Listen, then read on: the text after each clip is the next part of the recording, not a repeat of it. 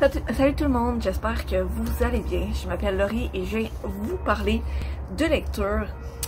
Sur le décor, il a un peu changé pour cette vidéo-ci. Vu qu'il faisait beau dehors, je me suis dit pourquoi pas aller filmer une vidéo dehors, surtout que le froid il arrive quand même assez bientôt. Parce que déjà là, on est bien en ce moment, mais ça, je pense que dans les prochaines semaines, il va faire de plus en plus froid et je pourrai plus faire de vidéos à l'extérieur. Pourquoi pas faire une petite vidéo à l'extérieur pendant qu'on est bien. Donc aujourd'hui, je vais faire un book tag, c'est le mythologie grecque book tag. Donc les catégories, c'est en fait des dieux, déesses grecques avec un thème à chacun d'entre eux en fait. Puis ça, je vous présente un livre que je trouve qui fit avec ça. Vous commencez à connaître un peu c'est quoi si vous me suivez depuis un petit bout. Donc j'y vais, on y va, let's go. Bon, la première catégorie, c'est pas étonnant, ça commence avec Zeus, qui est comme le dieu des dieux grecs, genre t'es comme le plus haut, le boss des dieux grecs en fait. Et la catégorie, c'est mon livre préféré. En fait, j'ai pas vraiment de livre préféré, je dirais, mais j'ai allé avec mon livre qui m'a vraiment marqué et qui m'a fait commencer la lecture, qui est La voleuse de livres. C'est un livre que j'ai adoré, qui m'a vraiment marqué et qui m'a vraiment fait embarquer dans le monde de la lecture. On continue avec un autre dieu important de la mythologie grecque, Poséidon. Dans le fond, il y a les trois grands frères de la mythologie grecque, Zeus, Poséidon et Hadès. Poséidon, c'est le dieu de la mer. Puis ça, Zeus, c'est comme la foudre. Ça, avec Poséidon, c'est un livre qui me fait noyer dans mes sentiments. Et j'ai y allé avec 1000 baisers pour un garçon. Je trouvais ça vraiment touchant, vraiment beau, vraiment doux comme histoire. Autant c'est léger, autant ça te fait dedans avec plein d'émotions. Fait que justement, ça m'a noyé dans mes émotions. Fait que ça fit parfaitement, selon moi, dans la catégorie. Donc, là, on continue avec le troisième des frères grecs, des frères importants de la mythologie grecque, donc Hadès, qui dans le fond est comme un peu le roi du monde des morts. Et donc mon livre préféré avec une trame sombre, je vais revenir avec La voleuse de livres, parce que déjà de base je l'ai beaucoup aimé et sa trame est très sombre en effet, parce que ça, l'histoire déjà de base, elle est racontée par la mort. Donc la mort est en fait le narrateur. Et aussi l'histoire se passe durant la Seconde Guerre mondiale. On suit Liselle, il me semble que c'est son nom, durant la Deuxième Guerre mondiale, et on voit un peu sa vie à elle. Donc c'est quand même assez sombre comme histoire. Puis déjà en plus, Hadès, c'est le roi du monde des morts.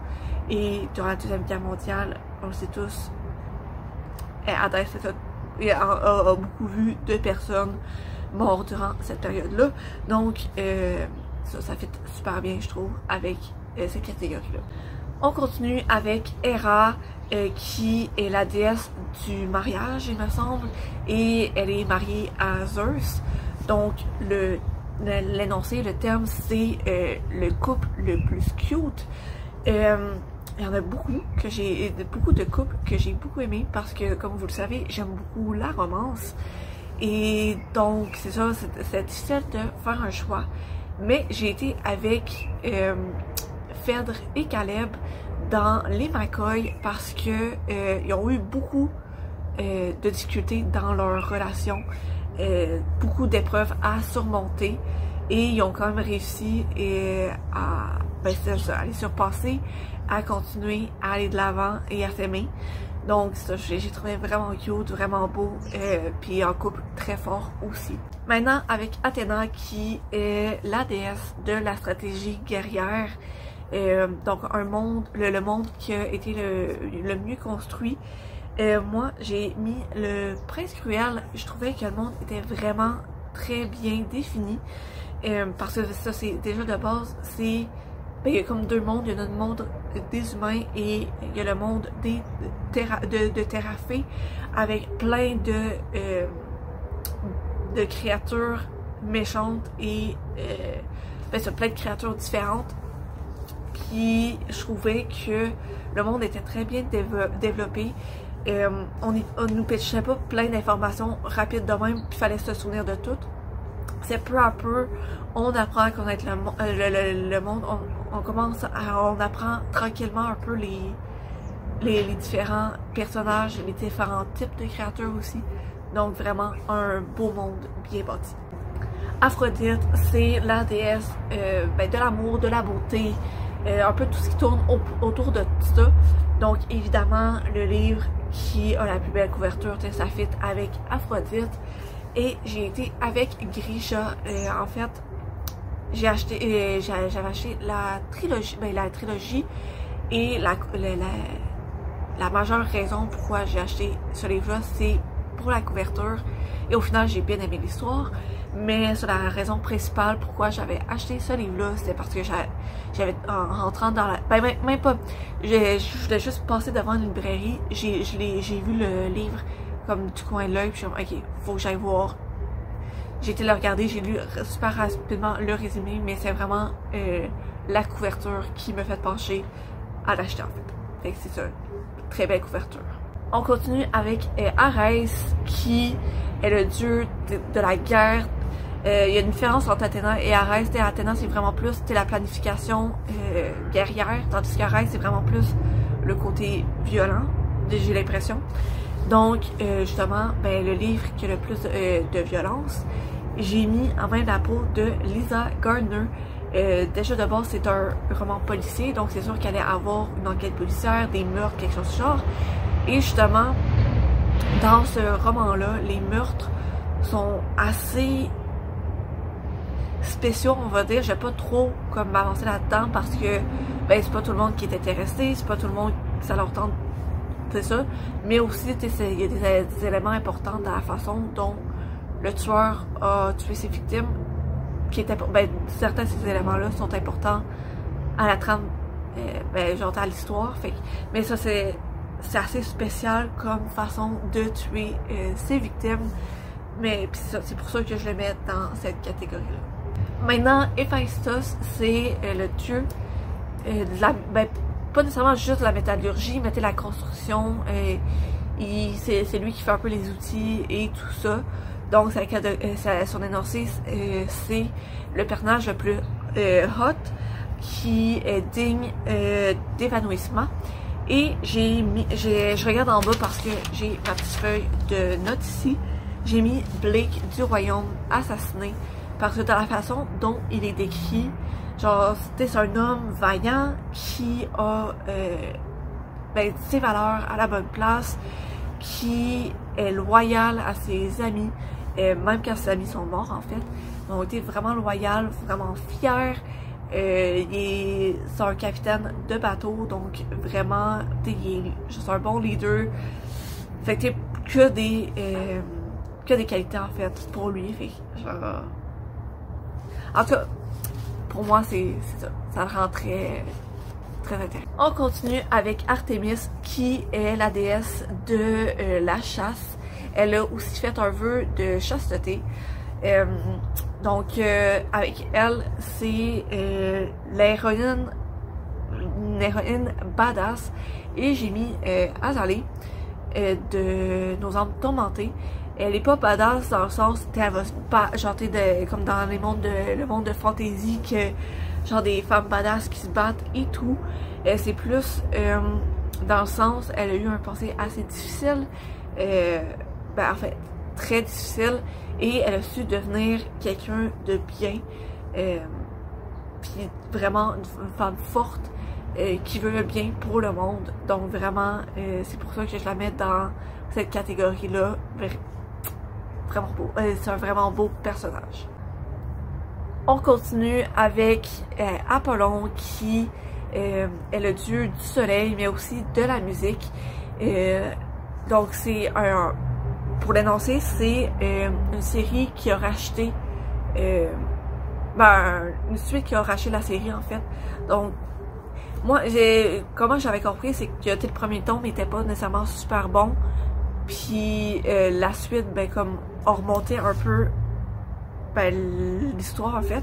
Ça, l'affaire, c'est que souvent quand je commence une série, si le premier tome m'intéresse pas, je vais pas nécessairement lire la suite. Fait que je peux pas dire, j'ai pas vraiment de série où justement la suite se rachète. Par contre, j'ai mis The Promised Neverland. Dans le fond, genre le premier tome, je l'avais bien aimé, mais plus ça l'avançait, plus je trouvais que c'était bon, plus que je suis embarquée dedans l'univers. Fait que c'est pas que le premier tome était mauvais puis que la suite a comme c'est racheté, déjà ça commençait que c'était bon dès le départ, mais ça a juste comme monté avec le temps selon moi. Fait que c'est un peu ça. Hermès, c'est le dieu messager, c'est lui qui transmet les messages en fait. Donc évidemment un livre qui a un message.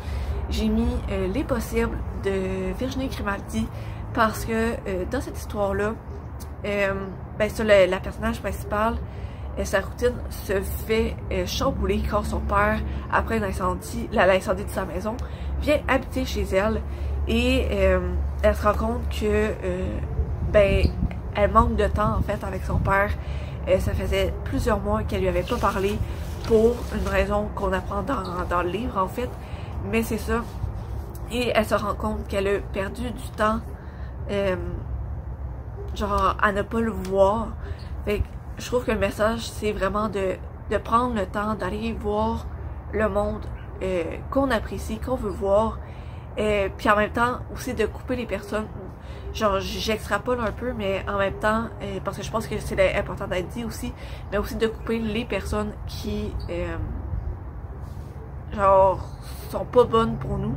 Fait que vraiment de choisir les personnes qu'on veut voir et de les voir au maximum, de maximiser le bon temps avec les personnes qu'on apprécie. Maintenant, Hestia, c'est la déesse du foyer en fait, de la maison, de la famille. Et donc un livre qui est most relatable, genre qu'on sent déjà plus interpellé. Moi, ça a été Loveless d'Alice Oseman, en fait parce que le personnage principal, Georgia, elle est aromantique et asexuelle. Et moi, je rappelle, pour ceux qui n'auraient pas vu ma vidéo de coming out, je suis asexuelle et biromantique. Et de voir genre un personnage, justement, dans la littérature de fiction qui a des questionnements sur sa sexualité, ça m'a fait wow, enfin quelqu'un qui a les mêmes questionnements que moi et que genre là, tu sais, il y a plusieurs personnes, le livre est vendu à l'international et il y a plusieurs personnes qui le lisent, donc enfin il y a un peu de représentation pour une personne qui me ressemble un peu. Fait que ça, je trouvais, moi je me sentais bien représentée, tu sais, c'est ça. On continue avec Dionysus qui est le dieu du vin. Son énoncé, c'est une sortie que tu attends le plus. En fait, j'attends les McCoy, le tome 5 et 6 qui sortent dans les prochains mois. J'ai vraiment hâte, vraiment. C'est pas mal ça pour... Maintenant, avec notre dernier énoncé, notre dernière déesse qui est Déméter.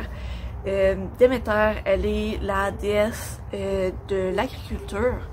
Et son énoncé, c'est l'endroit préféré où ce que je lis, endroit préféré pour lire en fait. Et évidemment, c'est ma réponse, elle est très simple. C'est mon lit, c'est super confortable.